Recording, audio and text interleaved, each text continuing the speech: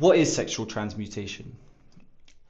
Essentially, in short, it's it's being consciously aware of your sexual energy and using it for productive things, you know? Why is this the ultimate weapon for success? Firstly, you purge bad habits and you allow more mental space for being productive and coming up with ideas for your future. When you don't spend hours and hours a week watching porn, when you don't spend hours and hours a week watching stuff that you shouldn't be watching, and wasting your time with random girls that don't care about who you are as a person, you allow space for yourself to really think about what it is that you want to do with your life, and then start trying to figure out how to get there, you know? So that's the first thing. The second thing is it cleanses all three parts of your being. It cleanses your body, okay? Your body stops wasting energy constantly producing this sexual energy, or your semen. You don't have to be constantly making more and more and more semen. I might be mistaken, but I read somewhere that it takes the human body like 21 days to complete a full sperm production cycle. That may or may not be true, but I think it's safe to say that being in a constant state of releasing isn't doing us any favors in terms of our anatomical systems. It's just putting strain, unnecessary strain on our bodies. It cleanses your mind as well. Like I mentioned in the beginning, you allow more mental space to think positive things and worry about being productive and your future. And it also cleanses your soul. I like to think of wasting sexual energy as being possessed by a lustful demon. You don't have to look at it like that, but I look at it as, if you're trapped in this cycle of lust and wasting your sexual energy, I like to imagine that you've got this like demon on your shoulder, constantly just manipulating your mind into doing things that you shouldn't be doing.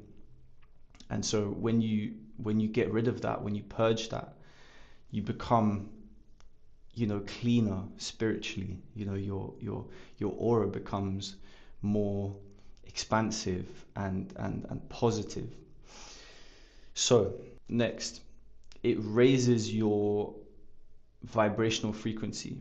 It puts you closer to your desired life, because like I said before, when you're trapped in lust, okay, you are naturally vibrating at a low vibrational state. Lust is a very low vibration. It's a very heavy, negative emotion.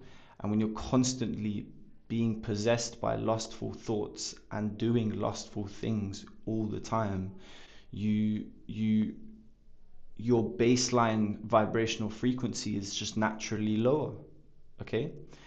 And like I mentioned in my previous video, the life that you desire, the wealth, the relationships, the connection, whatever it is you desire, they are all very high vibrational things, okay? So naturally you're distancing yourself from those things, because in order to obtain those things, you need to match their frequency. You need to become the version of yourself that vibrates on the frequency of your desires, right? So, lust is way far away, way too far away for you to come anywhere near that. There's no version of you that is trapped in lust but also has all the things that you want. It doesn't exist. That version of you doesn't exist.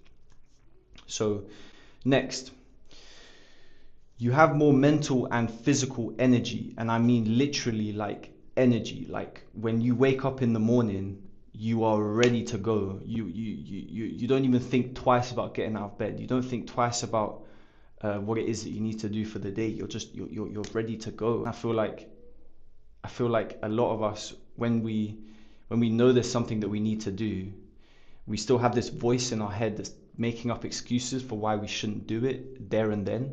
Oh, I'll do it tomorrow. Oh, I'm too tired. Oh, I need to do this. Oh, I haven't got that, so I can't do it. Oh, wait, this person told me to come out, so I'm gonna do it later. Like all these things, all these foggy thoughts that like cloud your higher self, they just they go, and you can really just get stuck into what it is that you want to do, you know. So no brain fog, no lethargy. Last but not least, basically you become more attractive.